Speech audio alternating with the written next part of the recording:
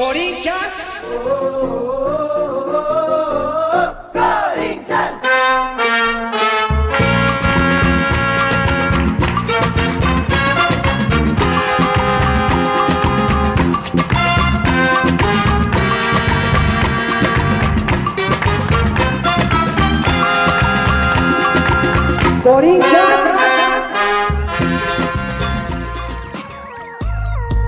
E salve, salve, fiel torcida! Você está ouvindo o podcast do Card Corintiano pelo YouTube, pelo Spotify e pelo TikTok. Siga-nos em todas essas plataformas, como também no Instagram, onde você encontra os cards dos ídolos que ajudaram a construir a história do Esporte Clube Corinthians Paulista.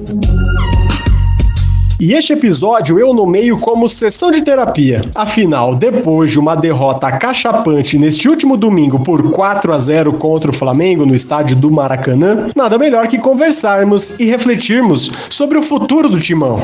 Para isso, gostaria de voltar no tempo, em 2007 mais precisamente, quando assumiu a presidência do Corinthians substituindo Alberto do Alibe, Andrés Sanches. Andrés disse que se inspiraria no Barcelona da Espanha, para que o clube, à época, em terra arrasada após saída da MSI e lutando contra o rebaixamento no Brasileirão daquele ano, pudesse sair da crise. Anos mais tarde, o mesmo Andrés, que até então era considerado o maior presidente do Timão, que tirou o clube do caos, rebaixado à Série B do Campeonato Brasileiro e preparou o terreno para o Corinthians ganhar a Libertadores e o Mundial em 2012 sob presidência de Mário Gobi, disse em entrevista realizada nas obras da futura Arena Corinthians, à revista norte-americana Forbes, que o Corinthians, em 3 ou 4 anos, estaria entre os 3 maiores clubes do mundo. De fato, naquela época, poucos poderiam duvidar. Havíamos um elenco estrelado. Alexandre Pato, Renato Augusto e Gil acabavam de chegar para complementar um elenco já recheado de craques que haviam ganhado o mundo há poucos meses. Neste mesmo período, o Corinthians deixou de treinar no Parque São Jorge para se dedicar ao luxuoso e tecnológico CT Dr. Joaquim Grava. Finalmente teríamos a nossa casa, o tão sonhado estádio, motivo de gozação por anos dos torcedores rivais. O Palmeiras, coitado, foi rebaixado à Série B pela segunda vez. É o Guarani da capital. O São Paulo, que foi o bicho-papão na década anterior, ganhou apenas uma Sul-Americana em 2012, vindo a vencer um campeonato novamente 9 anos depois. Fora do estado, então? Nem se fale. O Inter, freguês, põe no DVD. Botafogo, Vasco, empilhando rebaixamentos. E o Flamengo, nosso adversário do último domingo, seguia a mesma filosofia em que uma década antes Vampeta havia dito: finjo que jogo, eles fingem que me pagam. Para vocês terem uma ideia, neste recorte temporal, o Corinthians pelo Brasileirão de 2012 venceu o Flamengo no Engenhão, ou seja, fora de casa, por 3-0. No Campeonato Brasileiro seguinte, 4-0 para o Timão contra o Clube Carioca no Pacaembu. 2015, 3-0 para nós, no novíssimo e reformado Maracanã. E o que aconteceu em 2016? 4-0 para o Timão na recém-inaugurada Arena Corinthians. Podia ser no Rio, em São Paulo, Pacaembu, Maracanã ou até então Arena Corinthians. O Corinthians atropelava nosso rival carioca, o mesmo que nos venceu neste último domingo. Assim, os clubes que citei anteriormente viram que continuar da forma que estavam administrativamente culminaria no ostracismo do futebol brasileiro. Alguns deles poderiam até flertar com a falência ou viver na gangorra da pirâmide do futebol brasileiro.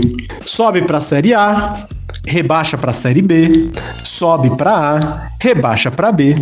O Corinthians era o verdadeiro exemplo para estes clubes, mas apenas bastava fazer a lição de casa. Tínhamos a faca e o queijo na mão para estarmos a anos-luz de nossos maiores rivais.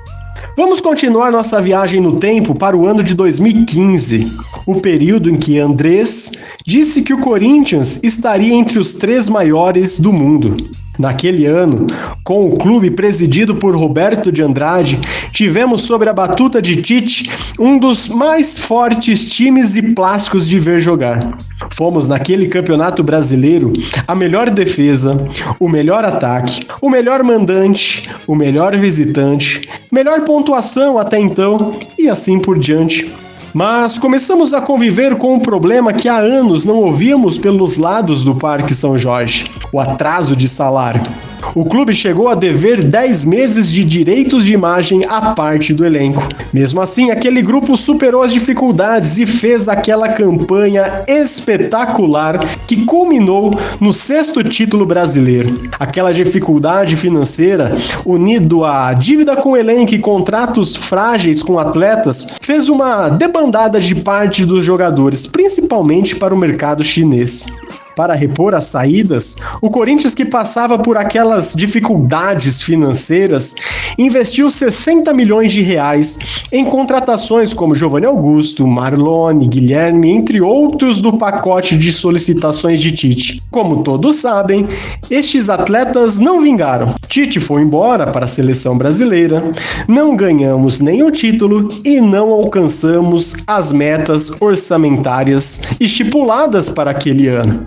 Iniciamos 2017 com um time fragilizado, sem as estrelas de outrora, já que precisávamos colocar as finanças em dia. Para isso, nada de salários altos. Chegou o Jô, para muitos um jogador aposentado.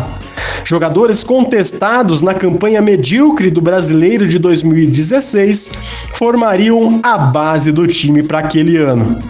Balbuena, Rodriguinho ou Ruindriguinho até então, Romero, meu Deus, Romero que não consegue dominar uma bola, e jogadores da base, verdadeiras incógnitas, Maicon, Guilherme Arana. E para técnico, chama o Carille, o auxiliar do Mano e do Tite, não vai pedir um salário alto e pode ser que dê certo. Estava formada a 4ª força do futebol paulista, um símbolo da má gestão de nossos dirigentes, com um roteiro preparado para não dar certo. Mas se Deus é brasileiro, pode ter certeza que ele é brasileiro e corintiano. Aquele ficou conhecido como o time que não sabia perder. Foram 34 jogos de invencibilidade. Desacreditados, vencemos o Campeonato Paulista e o Campeonato Brasileiro. Talvez mais sorte que juízo. E com nossas finanças indo para o beleléu. Àquela altura, a dívida do clube era de 476 milhões de reais. Em 2018, André Sanches foi reeleito. Que bom! Nosso melhor presidente da história, que trouxe Ronaldo, construiu o CT e o tão sonhado estádio está de volta. Finalmente, ele dará um jeito na dívida do estádio que sufoca nossas contas. Ledo engano. Apesar dos 2 títulos paulistas, 2018 e 2019, Andrés entregou o comando do clube em 2020 com aproximadamente R$1 bilhão em dívidas, sem contabilizar os valores de financiamento do estádio. Claro, devemos ser justos. Neste período foi vendido o name rights da Arena Corinthians, que se passava a chamar Neoquímica Arena, por R$300 milhões. Valor considerado bom, principalmente em meio a uma pandemia. Chega 2019 e com ele Duílio Monteiro Alves como novo presidente do Corinthians, o diretor de futebol de Andrés. Em meio às tentativas de descolar sua imagem da antiga gestão, dizia: "Meu maior título será pagar as contas do clube." De fato, em seu mandato, o Timão não venceu nenhum título, não levou nenhuma taça, como também colecionou jogadores de qualidade muito abaixo da história do clube. Tivemos lampejos de bons resultados, como a final da Copa do Brasil de 2022, mas muito pouco para um clube gigante como o Corinthians.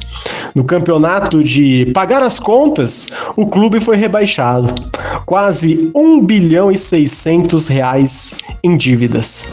Agora, vamos viver uma aventura? Augusto Melo venceu as eleições do Corinthians, tirando a renovação e transparência da gestão do clube após 16 anos. Será que vem coisa boa por aí? Acho que não preciso me alongar muito nessa questão.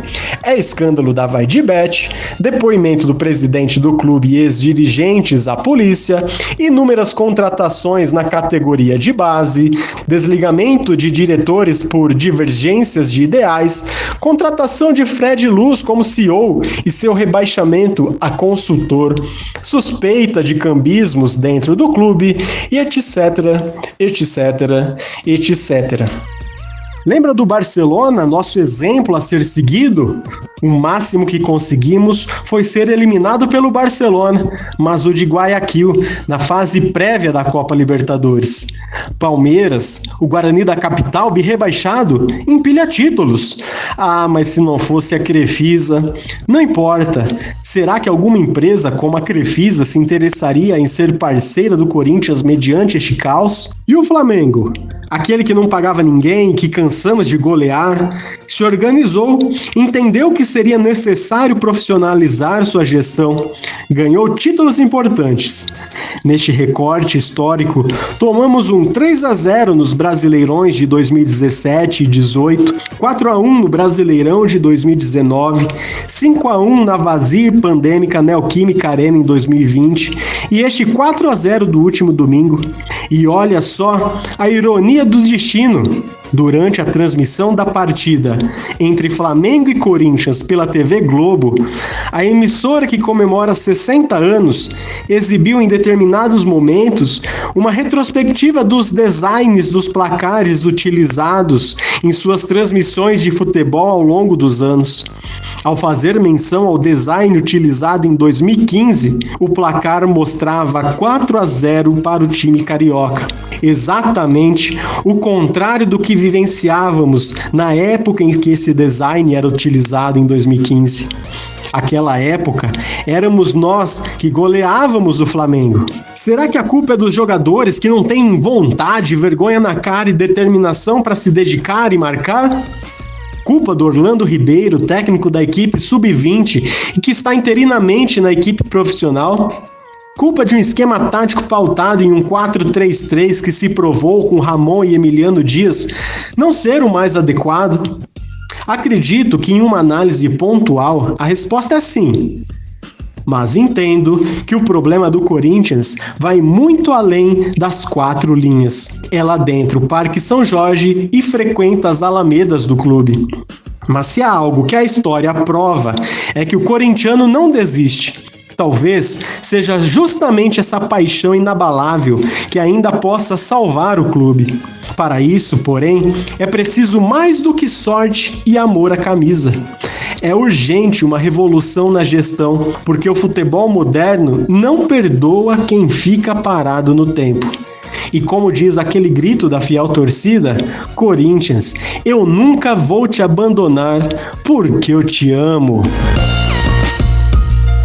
Bem, acho que eu me estendi demais por aqui. Para que você não escute apenas minha voz, vou chamar aqui os comentaristas do Card Corintiano para trazer a visão de cada um sobre o dia seguinte à derrota do Timão para o Flamengo e as perspectivas de nosso futuro na temporada.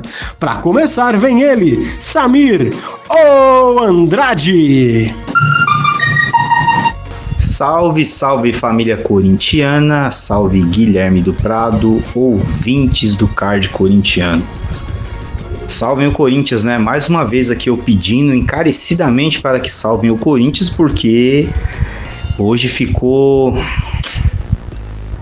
muitas pontas duplas aí evidentes de um Corinthians desastrosamente muito mal escalado, um Corinthians muito espaçado dentro de campo, um Corinthians muito bagunçado taticamente, um Corinthians que para mim por alguns instantes parecia um amontoado de bons operários, e bons operários nem sempre vão construir um prédio, né, com qualidade. Se não tiver ali um bom arquiteto, né, se não tiver bons engenheiros para orientar, né, para demandar como que vai ser gastos materiais para essa construção, como deve ser feito o aterramento, enfim. Eu sempre gosto de usar analogias para ficar claro para o torcedor que está nos ouvindo o quão as coisas estão caminhando de forma muito, muito perigosa para um Corinthians que foi campeão paulista recentemente, mas já começa a sinalizar para nós que vai passar muita dificuldade essa temporada.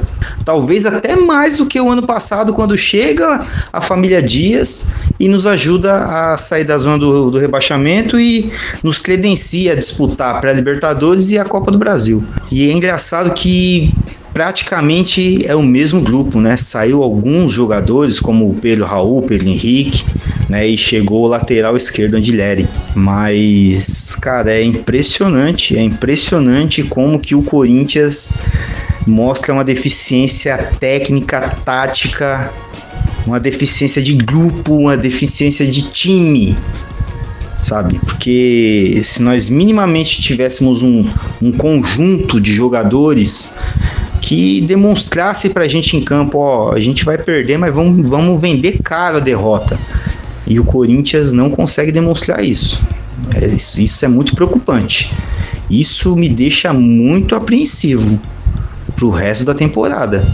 Eu tô agora ansiosamente esperando por essa mini pré-temporada que nós teremos com essa Copa do Mundo de Clubes aí, que vai paralisar, né, os campeonatos, para ver o que o Dorival vai conseguir fazer com esse time aí, desmotivado, um time cabisbaixo, desacreditado.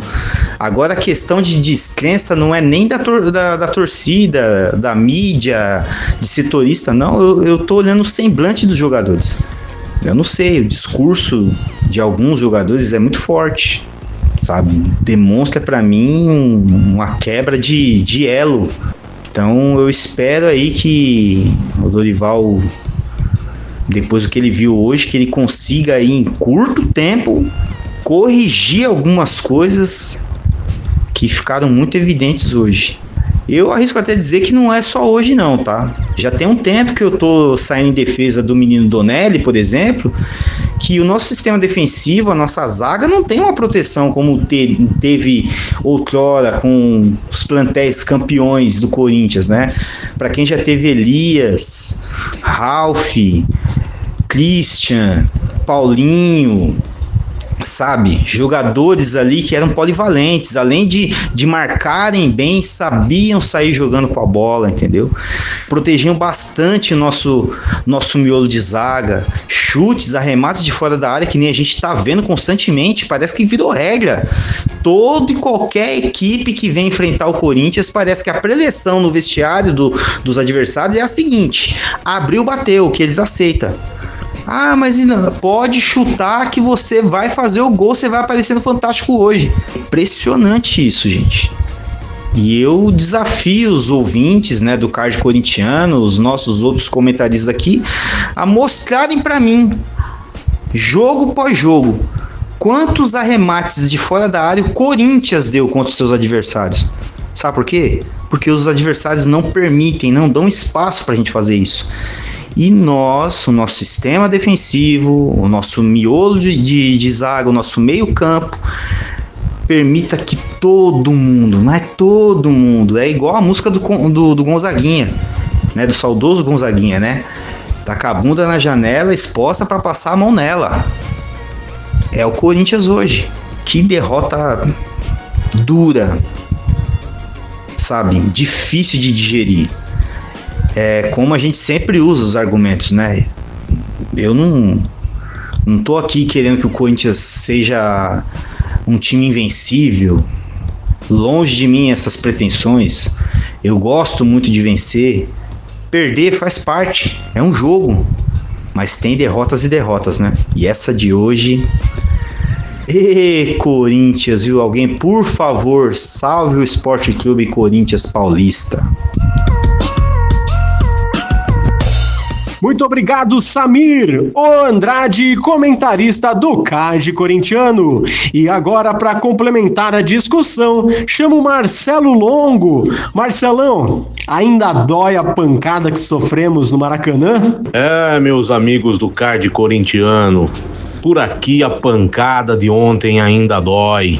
Aqui é o Marcelo Longo, vulgo Marcelão, e eu estou aqui para falar com vocês um pouco a respeito da partida de ontem, trazer aí alguns pontos, algumas conclusões a respeito do que a gente viu acontecer. Foi um jogo de um clube organizado, com um elenco qualificado, um time bem postado em campo e com atitude de vencedor, contra um clube que a gente sabe como está, com um elenco com limitações, um time desorganizado em campo e com uma atitude de parece que não sei o que vim fazer aqui.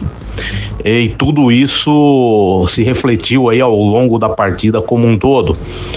Quando começamos aí pela escalação, para muita gente, inclusive para mim, nós já saímos em desvantagem com o esquema adotado, com a escalação repetida das últimas partidas que se colocou em campo. E desde o primeiro minuto fomos dominados pelo time do Flamengo, um time muito bem postado em campo, defesa com linha alta, meio campo compactado, pressionando a saída de bola do Corinthians, que parecia não saber o que fazer.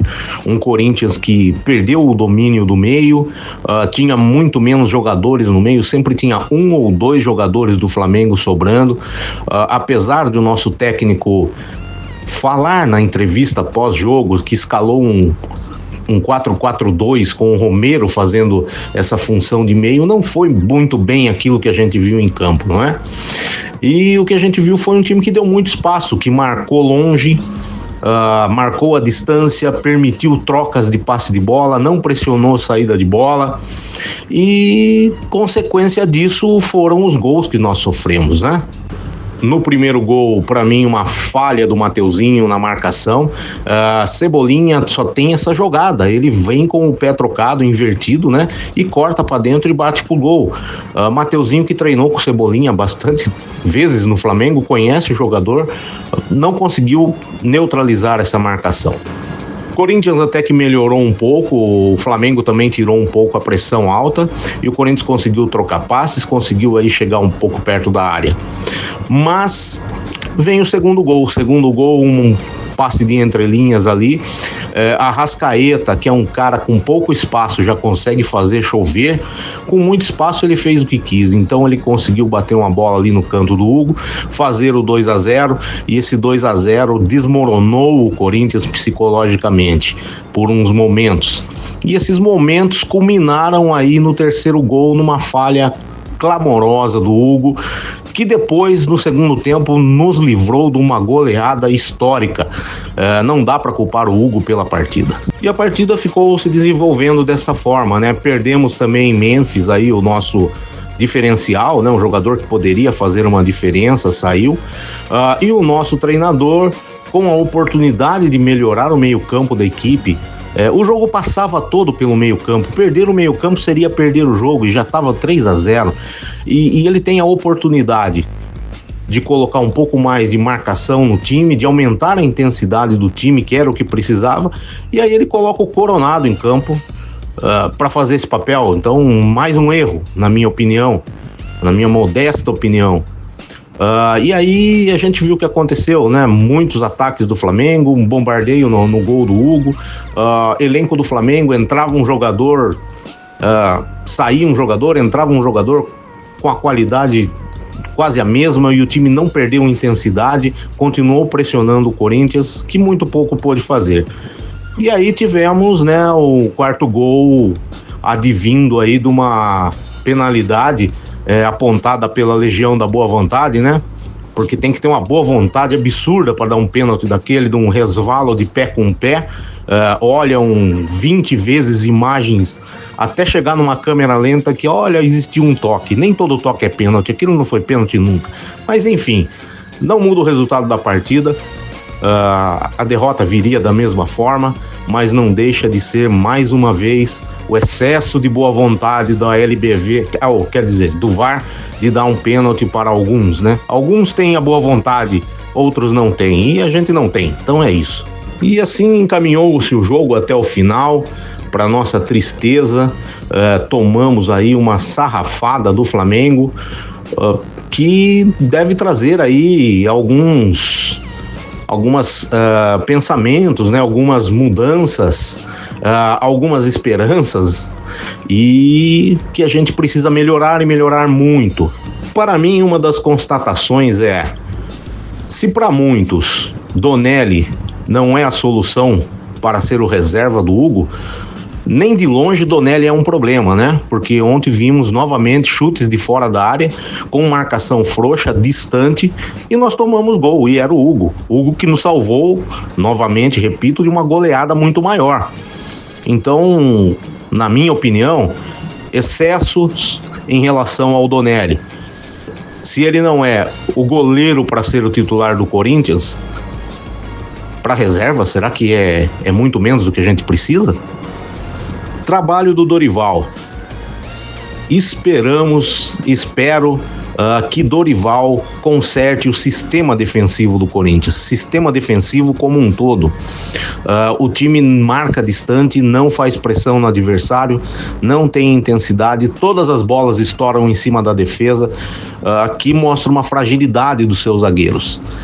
Eu acho que essa é a primeira coisa que Dorival Júnior tem que acertar no Corinthians: equilibrar a marcação do Corinthians, fazer um time mais compacto, que consiga apertar um pouco mais o adversário, não deixar que o adversário nos machuque tanto quanto os adversários conseguem fazer. Não só o Flamengo, como a gente teve aí ameaças do fraco time do Racing do Uruguai e do time do Sport, que saiu o primeiro tempo ganhando na frente. Então, dos 3 jogos aí do nosso interino, nós vimos que o time teve um comportamento ruim do sistema defensivo. E que, de certa forma, o Corinthians consiga se organizar aí também para essa janela do meio do ano, trazendo alguns reforços. Temos algumas necessidades, um outro lateral esquerdo, talvez, jogadores de ataque de beirada. Temos muitas carências aí no elenco, ou jogadores que são muito abaixo daquilo que se espera. Não consigo entender Maicon estar na frente de Charles e Alex Santana. Será que o Maicon é um leão de treino? Porque quando o Maicon entra, não apresenta nada de bom. Outro cara que também precisa mostrar muita coisa é Coronado. Ele não consegue dar sequência, ele entra abaixo da rotação do time. Foi assim contra o Racing do Uruguai, foi assim ontem contra o Flamengo. Esperamos aí que Coronado ou apresente um bom futebol ou pegue o caminho da roça. No mais, meus amigos, hoje é dia importante para o Corinthians, que vai votar, politicamente falando, administrativamente falando. Hoje é o dia que se vota no Conselho as contas de Augusto Melo, contas essas que, se reprovadas, podem gerar mais um processo de impeachment para o nosso atual presidente. Confesso que já tive um pouco mais de fé no Augusto, e hoje, para mim, eu acho que não consegue fazer o papel que precisa ser feito. É muito escândalo, se enrolou demais, e eu acho que está na hora de corintianos de verdade, corintianos de coração, gente que esteja interessada e que tenha capacidade de resolver os problemas do Corinthians, se unir e entender que a nossa situação é muito complicada e que o Corinthians precisa ser muito bem administrado, com seriedade, para podermos sair do buraco que estamos. Bom, meus amigos, por hoje era isso que eu tenho aqui para trazer para vocês. Espero vê-los numa próxima de uma forma mais feliz, e que a gente tenha aí um caminho pela frente de vitórias, que a gente consiga aí voltar num rumo certo e que o Corinthians volte a nos trazer alegrias. Não desistimos nunca, somos corintianos de alma, corintianos de coração, corintianos para toda a vida. Vai, Corinthians! É isso aí, Marcelo Longo, comentarista do Card Corintiano. E vou chamar agora Luan Rocha, o Lagartixa Albina, direto de Charlotte, North Carolina. Fala aí, Lagartixa Albina. Fala aí, Lagartixa Albina. aqui de Charlotte, North Carolina, também conhecida como a Carolina do Norte. Eu queria estar descascando, queria estar atacando tijolo em janela, queria estar gritando, mas não tenho forças. Não tenho forças porque era esperado que acontecesse uma tragédia, mas eu esperava uma tragédia de 4-0. Minha gente, a gente não tomou um chocolate, a gente tomou um chocolate de ovo de Páscoa, que é sobra da Páscoa. Você sabe o que é isso? O negócio sobrou, é um chocolate velho derretido e deram isso pra gente, 4-0. E o que tem a comentar? Comentar que, primeiro de tudo, 4-3-3 não funciona. Repetindo, 4-3-3 não funciona. Mais uma vez, 4-3-3 não funciona. Deveriam escrever num quadro do CT do Corinthians 4-3-3 não funciona. Não temos jogadores para 4-3-3. Não temos jogadores para 4-3-3. Mas, lagartixa, o que nós iremos fazer? O Coronado não está jogando, o Garro está se recuperando. A gente tem 1 milhão de meio-campistas que a gente pode simplesmente jogar e tumultuar o caminho dos adversários. A gente pode tentar fazer qualquer coisa, mas não faça 4-3-3. Não faça 4-3-3. O Ramon Dias foi demitido por conta disso. Não do esquema tático, mas sim pelos resultados que acabaram acontecendo. A questão não é perder, a questão é tomar uma surra. Mas tomar uma surra de malandro, querendo tirar onda. E tomando um sarrafo daqueles de ficar na enfermaria por uma semana. Enfim. Será que eu digo mais algumas coisas? Não tem muito que, não tem mais o que dizer não. Talvez que a gente precise de um técnico que comece a utilizar os nossos jogadores que foram contratados, né? Afinal de contas, eles estão lá recebendo salário, não faz sentido deixar eles no banco, enquanto o Romero, Memphis e Yuri Alberto estão jogando no ataque. Porque, sinceramente, talvez botando eles lá na frente para atrapalhar o jogador, pudesse fazer alguma coisa de diferente. E para muitos que estão dizendo, o Dorival tá vendo isso e tá desistindo de pegar o Corinthians. Muito bem, nós estamos falando de um cara que tomou 4-1 da Argentina. A gente está falando de um cara que tomou 4-1 da Argentina como se ele fosse a salvação do mundo. Então tá bom, já falei tudo que eu tinha que falar, já experiei e a minha esposa vai comer pizza. Né? Então é isso aí, vai Corinthians. Luan, e essas contas de 2024 da gestão de Augusto Melo que estão sendo votadas agora pelo CORE, o Conselho de Orientação do Corinthians? Pois é, meus amigos, estamos aqui aguardando para ver o resultado do teste de DNA do filho feio que foi deixado para as contas do Conselho de Deliberativo. Também queremos saber quem tem a mão amarela. O Augusto diz que não foi dele, que não foi ele. O Duílio também fala que não foi. Quem tem a mão amarela? Iremos saber nos próximos dias. Um grande abraço e vai Corinthians! Meus amigos, esse é apenas mais um dia no fantástico mundo de Parque São Jorge. E para complementar nosso time de comentaristas, chamo Rafael Toquinha, da Fiel Flórida. Solta a voz, Rafael! Rafael Toca, Fiel Flórida, em Orlando, nos Estados Unidos. Olha, a única coisa boa que eu espero que tenha acontecido nessa partida é que tenha sido a última humilhação que o Corinthians tenha sofrido no ano de 2025. Já foram várias em poucos meses, mas eu espero realmente que essa tenha sido a última, agora que o Dorival Júnior vai ser o novo técnico.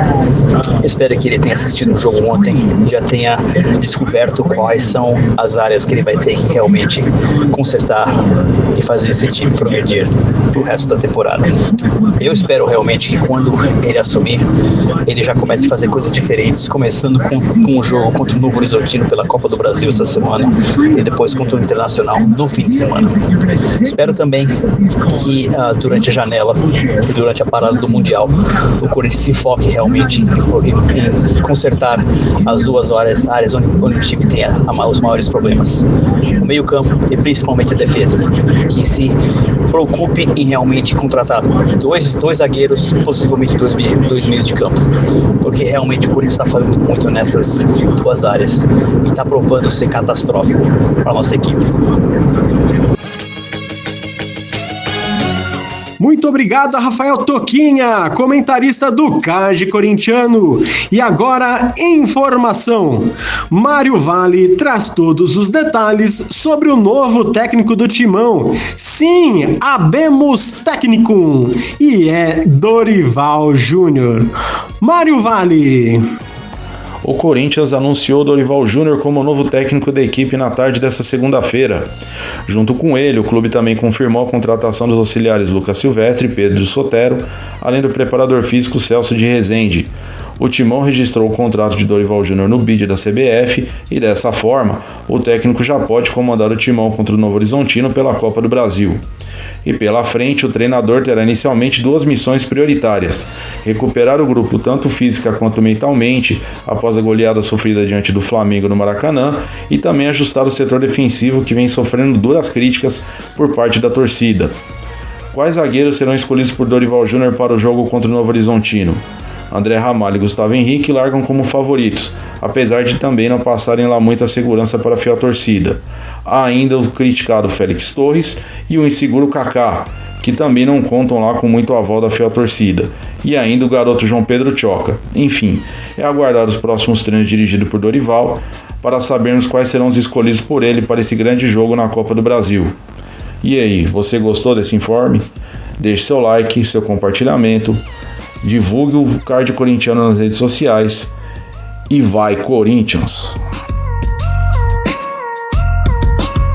Muito obrigado pelas informações, Mário Vale.